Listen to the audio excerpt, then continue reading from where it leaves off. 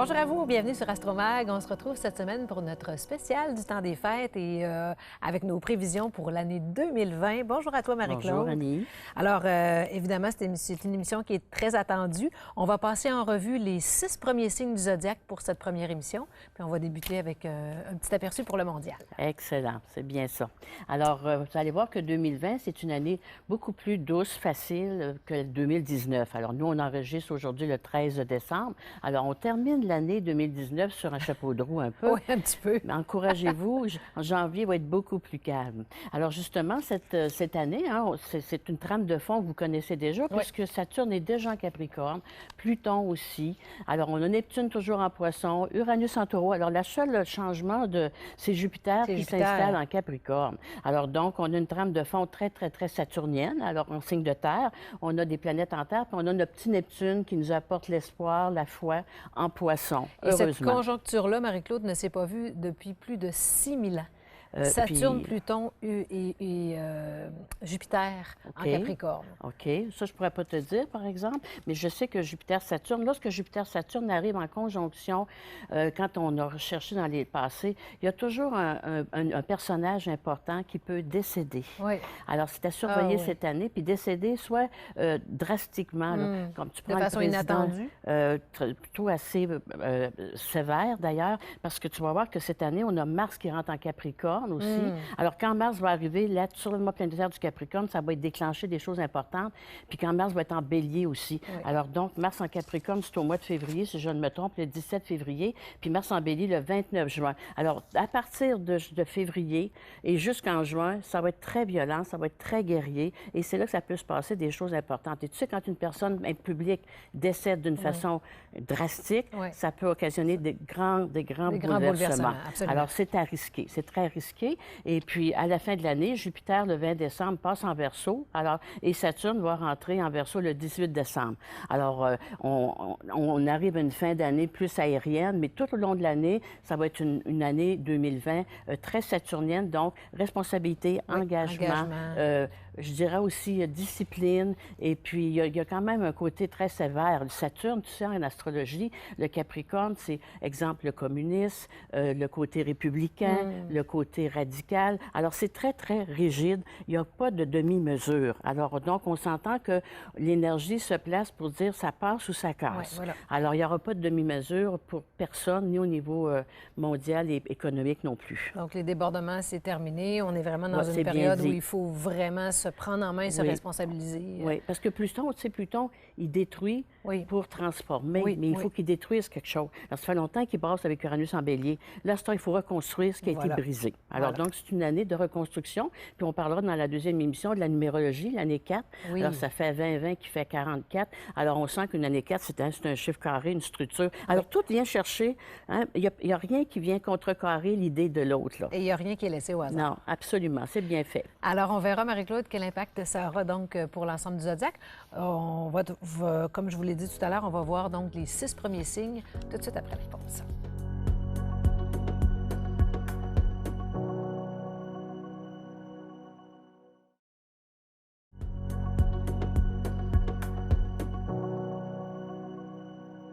De retour pour nos prévisions de l'année 2020 et on débute nos prévisions avec le tout premier signe du zodiaque, le Bélier.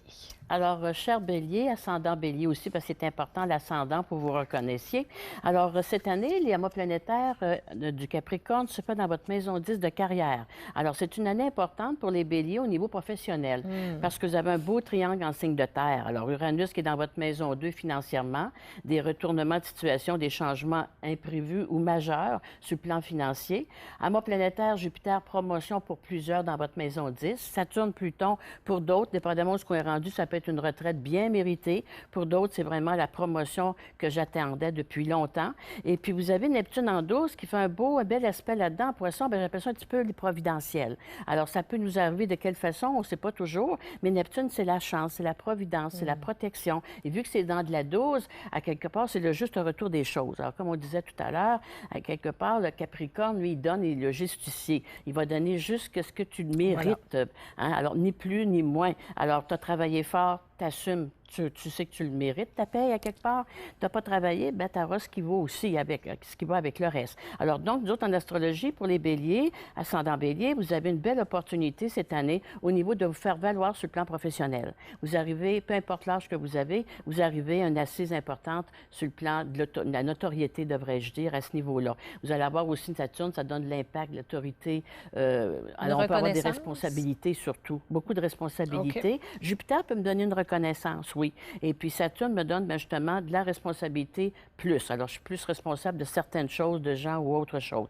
Bon, c'est sûr que Mars qui va rentrer surtout dans votre maison 10 en Capricorne le 17 février, ça démarre vraiment là. On commence, par exemple, janvier avec Mars en Scorpion. Alors, Mars en Scorpion est tout en bel aspect de ça encore. Alors, vous commencez l'année énergétiquement, les béliers, beaucoup plus en forme que vous l'avez terminé. Alors, donc, c'est déjà beaucoup. Au niveau physique, on est mieux. Et puis, quand Mars va passer en bélier le 29 juin, c'est quand même pas demain matin, alors là, vous aurez peut-être intérêt à faire attention un petit peu à vous autres parce que vous vous connaissez, hein? Si je pars en air d'aller, alors vous partez en Lion, vous autres. Oui. Alors, peut-être qu'au mois de juin, vous allez être un petit peu essoufflé, mais sur un bélier, c'est de quoi on parle. Alors, cette année, on a des éclipses importantes qui vont vous toucher. Par exemple, l'éclipse lunaire du 10 janvier, elle se fait dans votre maison 4. Alors, si l'éclipse lunaire, elle est plus émotive, l'éclipse lunaire, alors si elle fait dans votre maison 4, la famille, le foyer, il y aura peut-être des petites tensions, des choses à régler par rapport à votre vie personnelle familiale. Ça, on peut s'y entendre. Maintenant, vous avez aussi l'éclipse lunaire du 5 juillet. Elle se fait dans votre maison 10 de travail. Puis je vous disais tantôt que Mars rentrait le 29 juin en Capricorne. Oui. Alors, cette éclipse-là, avec votre Mars, bien, ça va arriver un petit peu un contre-coup sur le plan professionnel aussi. Là. Mais il y a peut-être des ajustements au cours de l'année. Alors, c'est une petite période un peu plus fragile au mois de juillet. Et puis, vous avez l'éclipse solaire du 21 juillet. Elle est solaire, donc elle va toucher plus votre côté physique. Là. Dans votre maison 4, encore la vie familiale, le foyer. Alors, les béliers, ascendant bélier, au niveau familial, vous voyez que vous avez des périodes qui vont... La famille va vous demander beaucoup, que ce soit votre propre famille ou la famille que vous créez, on sent que l'impact est important dans ce secteur-là de vie. Alors donc, c'est quand même pas mauvais, puisque vous avez des triangles en terre, vous êtes soutenu pour passer au travers facilement, par exemple. Mais comme on dit, la vie, c'est un petit peu ça, il y a toujours des imprévus. Alors maintenant, on regarde, comme je vous disais, au niveau matériel professionnel, vous retenez qu'il y a un bel éplanissement, il y a des promotions, alors des avantages financiers dus à vos efforts. Alors, vous savez que s'il n'y a pas eu d'efforts, on n'aura pas grand-chose, alors c'est comme autre chose. Année de routine sécurisante, par exemple. Alors, un bélier aime le changement, le défi, le challenge, mais avec des planètes en terre, vous allez voir, ça va être mollo. Alors, les signes de feu, cette année, on n'aura pas d'intensité suprême, mais peut-être qu'on a besoin de se poser un petit peu. Je pense que oui. La santé à surveiller, bien, c'est le stress de 2019 là, qui vous a bien épuisé. Alors, beaucoup de béliers sont dans bélier, on avait un petit peu moins d'énergie. Alors, essayez de refaire le plan avec Mars en Scorpion en cette fin d'année, début janvier. Mars, il est fort, Mars en Scorpion. Ouais. Mais il faut vous écoutiez aussi. Tu sais, le Mars en Scorpion, des fois, on dit, bon, je m'en vais travailler, je suis fatiguée, mais j'y vais pareil. Alors, un Mars en Scorpion, envers et contre tous, il y va. Alors, il faut peut-être, cher bélier, de vous écouter, surtout durant les fêtes, prendre un temps de repos, parce qu'en janvier, vous allez commencer vraiment l'année royalement en force. Alors, les conflits juridiques sont à proscrire pour certains, parce que Jupiter qui dit la loi, comme il est conjoint Saturne-Pluton, il est en exil, Jupiter, en Capricorne. Donc, c'est comme je dirais, cherchez pas le trouble, en tout cas. Tu sais, des fois, quelqu'un dit, ben garde, moi, allez te chercher, je vais t'envoyer un supplément, Faites pas ça, les béliers. Retirez-vous, soyez un petit peu plus à l'arrière-plan qu'en avant-plan, parce que vous n'avez pas trop de chance de votre côté à ce niveau-là. La vie affective, pour nos béliers qui sont en couple, ça battait un petit peu de l'aile, bien, vous avez vu avec les éclipses de tantôt que la vie familiale va être un petit peu en jeu. Pour les autres, les célibataires, on dit une belle rencontre affective 2020-2021 peut être très intéressant pour votre vie affective, vous autres, les célibataires. Alors, lentement mais sûrement, on s'installe. Il n'y a pas de coup de foudre à l'horizon, mais des fois, c'est une relation qui s'installe en douceur, mais qui va rester aussi. Alors, on poursuit, Marie-Claude, avec les taureaux pour la période du 21 avril au 20 mai. Alors, cher taureau, un autre signe fort avantagé parce que c'est un des signes de la célèbre de cette année. Vous savez, parce que vous avez l'amour planétaire en Capricorne dans votre maison 9, belle évolution personnelle, intérieure, belle sérénité. Et Uranus qui est chez vous pour 6 ans à venir. Donc, vous entamez un cycle important de 6 ans. On vous parlait de ça l'année passée, cette année 2019, mais 2020, c'est vraiment un vrai bel lancer parce que toutes les planètes sont en signe en favorisé en terre avec vous autres. Alors, vous avez Neptune la 11, les rencontres, les appuis profidentiels. Vous savez, des fois, la vie est tranquille et puis on fait une rencontre importante puis ça change toute notre vie. Alors, vu que c'est dans la 11, ça touche beaucoup votre côté professionnel de travail.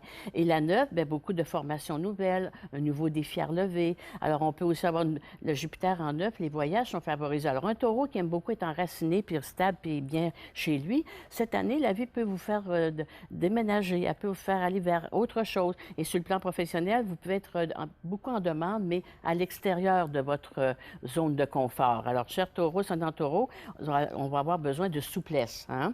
Alors, mais c'est très avantageux. Votre Mars qui va rentrer dans votre maison neuve, justement, le 17 février, ça démarre là pour nos signes de terre. Alors, on sent qu'il y a une belle lancée sur le plan professionnel. Les voyages sont favorisés, ça, vous le savez. Un taureau ne voyage pas nécessairement souvent, ou bien s'il s'installe, il voyage, mais il va s'installer. Alors, les taureaux, si vous partez en voyage, vous partez pour un certain temps, peut-être l'hiver, peu importe, mais on a le goût de s'installer et de prendre ça un petit peu plus facilement. Alors, cher taureau, ascendant taureau, le côté financier est bien structuré. Alors, financièrement, on devrait avoir une très bonne année, des projets faciles à réaliser, alors ça c'est sûr, une réorganisation importante de votre vie matérielle, peu importe l'âge que vous avez, alors des déménagements pour certains, des promotions pour d'autres, succès sociaux assurés, dépendamment toujours de notre carte du ciel, Annie, hein, c'est sûr, mais si on s'attend au taureau, à son taureau, c'est ce qu'on se dit. Proposition d'affaires alléchantes pour les gens d'affaires taureau, alors goût du nouveau dans votre vie intime et vie affective. Alors donc la vie amoureuse affective est très, très avantagée à ce niveau-là. Puis les équilibres, ça ne les touche pas parce que les équilibres sont dans des signes de terre et d'air, d'eau, pardon, mais à quelque part, vous avez Uranus avec les planètes, d'autres qui vous tiennent debout. Alors, vous, peu importe la tempête qui passe, là, ils sont bien enracinés, nos taureaux sont capables de faire face à la musique. Donc, Marie-Claude, étant donné que le taureau, c'est vraiment notre signe vedette de l'année, on a un amas planétaire en signe de terre. De quelle façon est-ce qu'on peut chouchouter un petit peu nos taureaux pour l'année 2020? C'est vrai, ça. C'est notre signe de vedette. Ben alors, oui. donc, le taureau, c'est sûr qu'à quelque part, aussi au niveau de la santé, vu qu'Uranus est en taureau, alors c'est l'espace nerveux, Uranus. Hein? Uranus, n'importe quel signe qu'il est, c'est l'espace à surveiller. Alors, le taureau, tu sais, quand un taureau ne va pas bien, il y a le trémolo dans la gorge. Ou bien, il y a des petits chats dans la gorge. Alors, avoir un taureau qui a l'air placide, s'il est malheureux ou s'il est un petit peu gêné, c'est la petite... Ou contrarié, c'est la gorge. D'ailleurs, le taureau, c'est la gorge. Hein?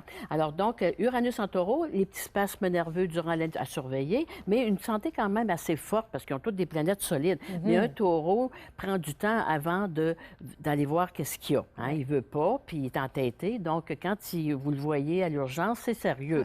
Mais en astrologie, c'est quand même une bonne année. Et puis, au niveau affectif, amoureux, bien, les rencontres, le hasard est très, très privilégié. Pourquoi? Parce qu'on est Neptune en 11. Alors, on dit un taureau, cette année, vous avez intérêt à sortir un petit peu. Parce que le taureau, il est assez casanier dans ses affaires, dans ses bottines. Hein?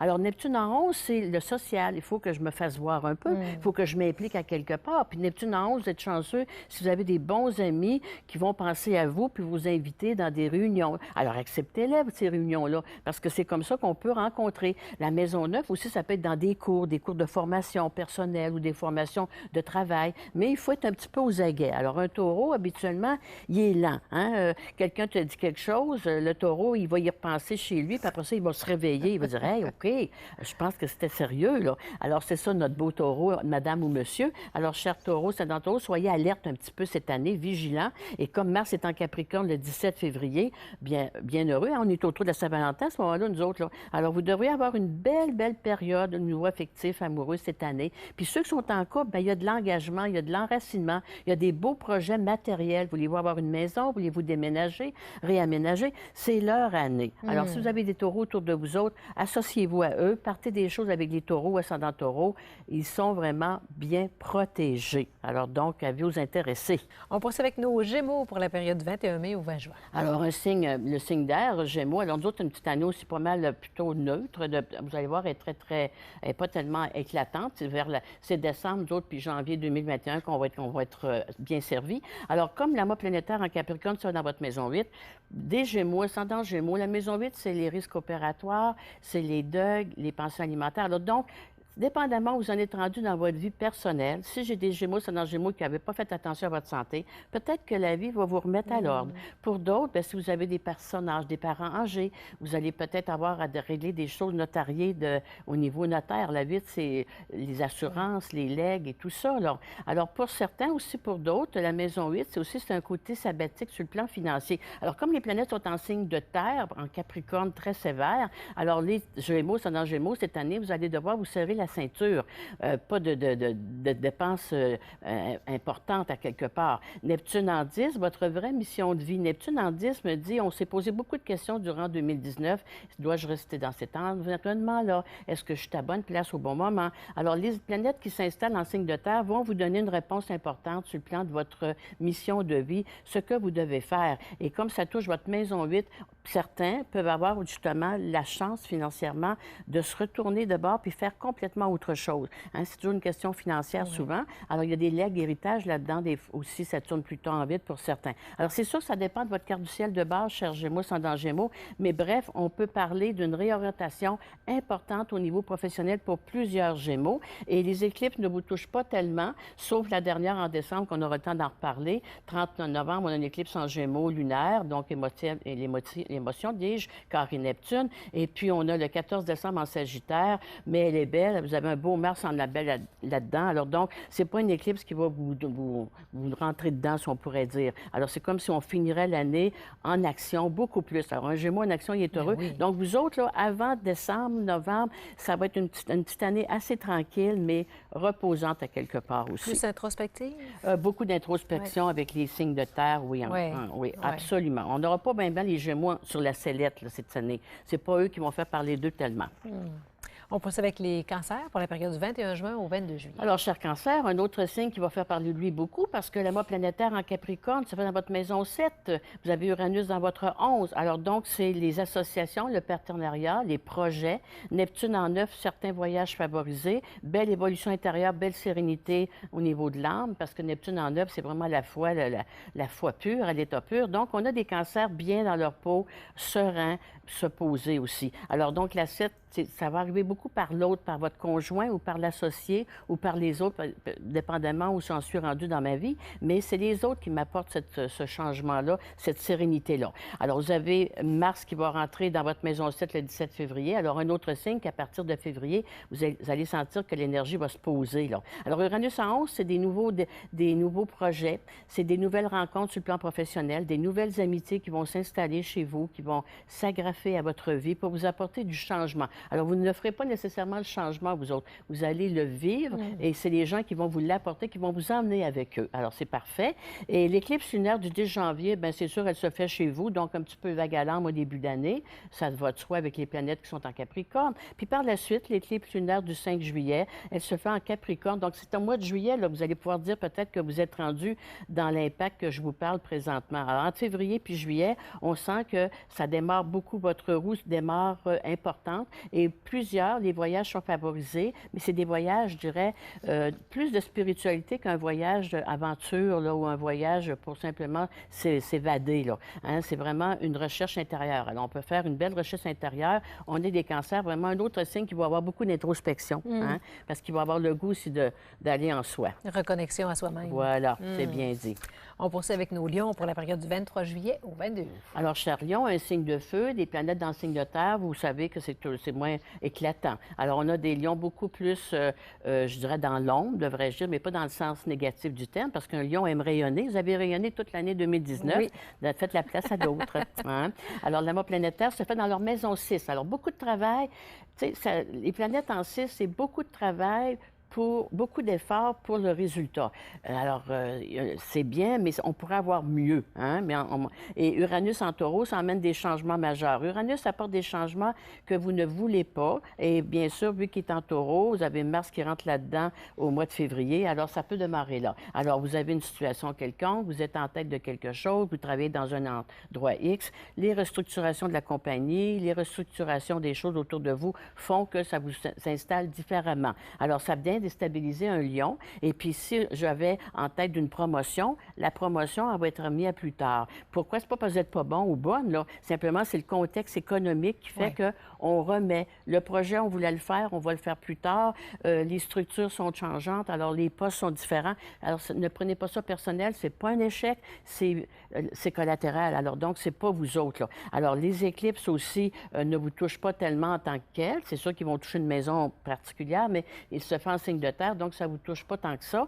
Vous avez simplement l'éclipse de la fin d'année du 30 novembre qui va se faire en Gémeaux dans la 11. Alors, vous allez finir l'année, vous autres, un peu essoufflés, cher Lion, parce qu'il va y avoir eu beaucoup de remue-ménage, beaucoup de restructuration, puis beaucoup d'efforts, comme je disais, pour peu de résultats. Alors, heureux qu'on ait un emploi, comme on disait tantôt, on va être heureux, content de travailler en 2020, mais il n'y aura pas de promotion, il n'y aura pas de bonus, exemple. Alors, tout le monde, on va être sur la réserve, mais à quelque part, tu sais, le signe de Capricorne, c'est tous pour un, à quelque part. Tout le monde est égal. Ouais, c'est ça. Alors, donc, mais tout le monde a du travail, tout le monde a ce qu'il faut. Alors, il va falloir avoir une vue d'ensemble cette année pour ne pas être un peu trop déçu. De penser plus collectivité. Voilà, exact. Sinon, on va être bien malheureux. Oui. Hein?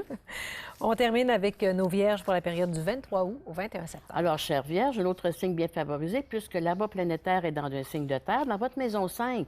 Alors, la maison 5, c'est les loisirs, les plaisirs, l'argent, tout ce qui est hasard aussi. Alors, vu que Jupiter est dans la 5, il y a quand même le hasard qui peut vous faire de l'œil. Neptune en 7, belle rencontre affective, l'alter ego. Si vous êtes seul, l'âme sœur peut apparaître. Neptune en 7, ça va vraiment chercher en poisson un côté vraiment profond intérieur. Pour d'autres qui est en couple ou qui envisagent d'être en couple, bien, c'est des beaux projets sur longue durée. Pour nos jeunes vierges, peut-être on veut devenir parents. Tu sais, il y a un rêve important que vous allez réaliser, les vierges, ascendant vierge, cette année, mais c'est un rêve qui vient chercher beaucoup de profondeur intérieure. C'est pas matériel, basique, physique.